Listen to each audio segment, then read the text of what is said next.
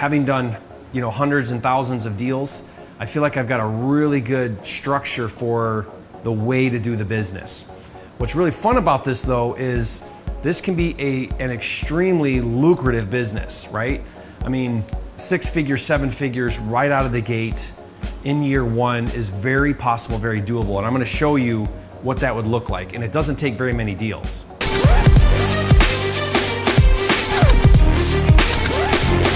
I can show you guys how to do a $1 million a year business doing 3 deals a month, right? 1 home run fix and flip, couple wholesales, boom, you're there. It's not easy, I make it sound easy. It's not easy, it's work, right?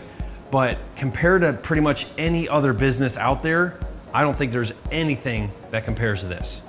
I mean, if you look at a franchise, what do they tell you? 2 or 3 years of losing money, and then maybe you make, $75,000 a year, and that's if you're lucky, and that's 3 years in and investing hundreds of thousands of dollars. We're gonna build this thing from scratch with no money and have a very successful business if we do things right. Is that exciting for everybody? Yes. Yeah.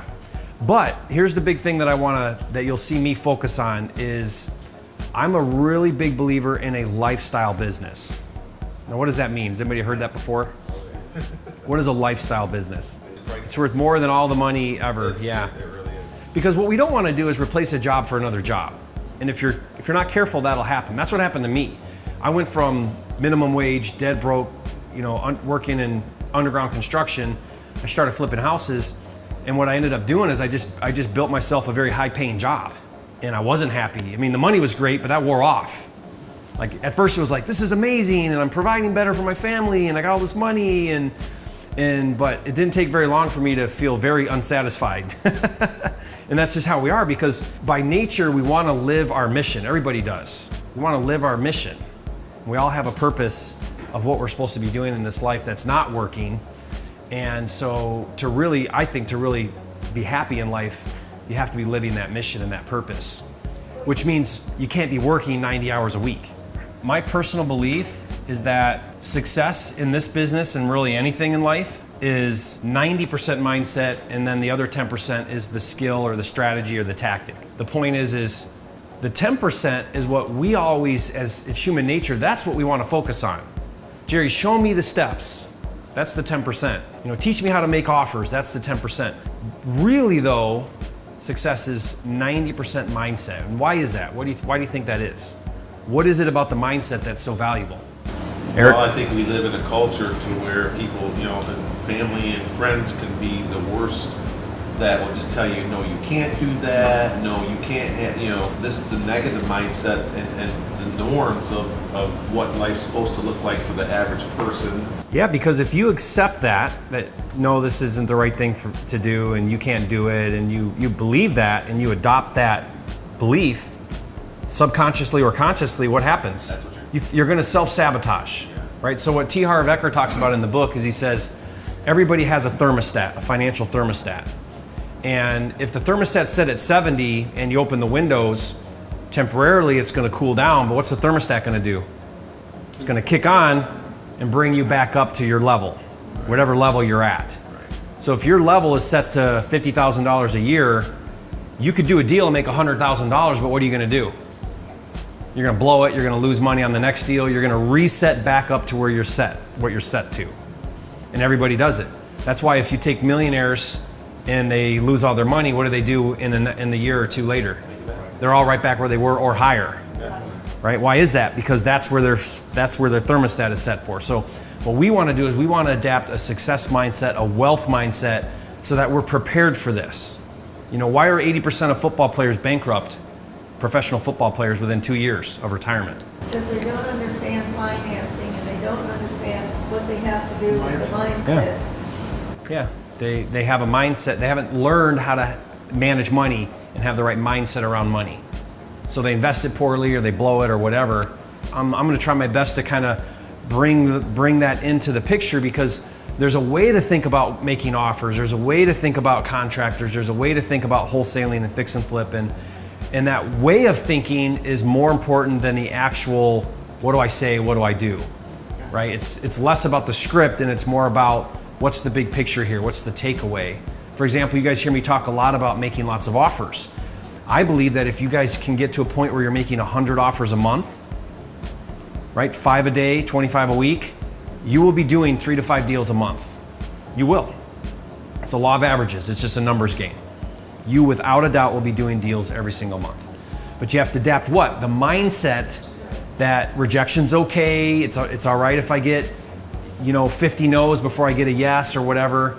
If you can change the mindset about making lots of offers, now you can apply it and take the action necessary to do it. But you won't do it. I'm telling you, you won't do it. I tell people this, and very few people actually do it because it's hard.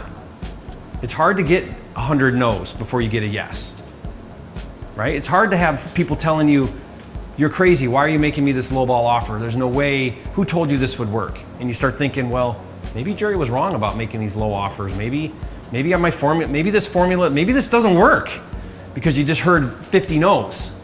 And you can start to go down that way, right? That's a mindset.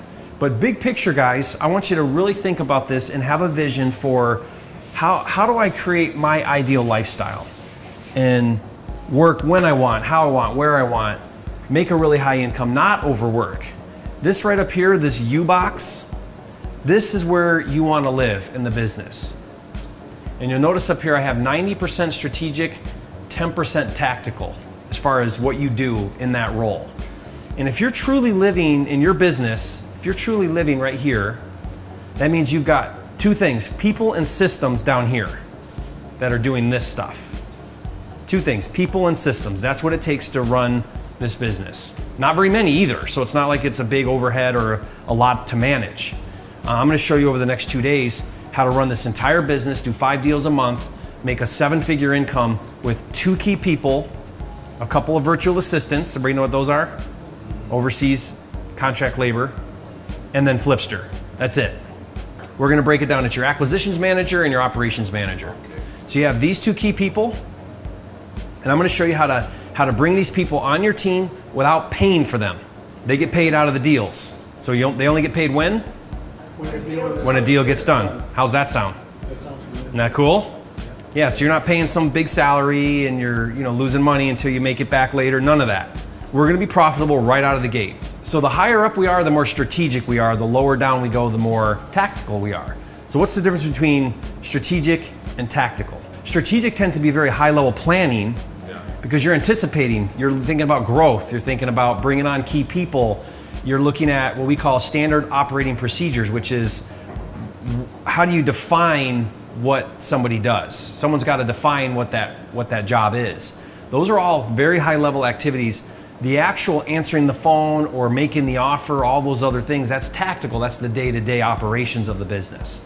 It's very easy, and most flippers don't run it like a business like this. There isn't a systematic way to it. It's someone running around doing everything, right? I would say that's probably 90% of wholesalers and flippers, a one-person show, and as a result, they don't do very many deals. It's basically a job. That's not what we're after, is it? Anybody after that? No. We want a business, and we want freedom. We want to be able to not overwork.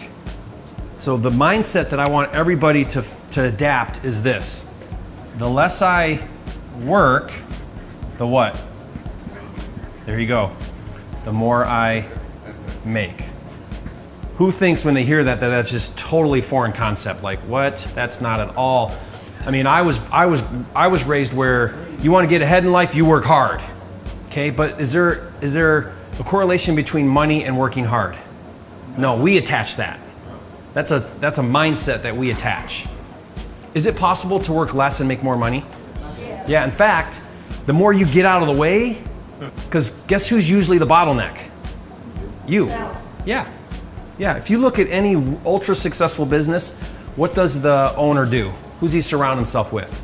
People who are better at doing their job than he is. Yes, absolutely. Yeah, that's the key to really having a successful business. Meaning, get out of the way.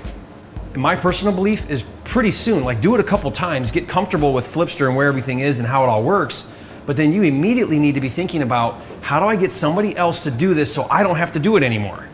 Because you're not gonna live up here if you're down here doing everything. And you're gonna be limited on your growth and on your income.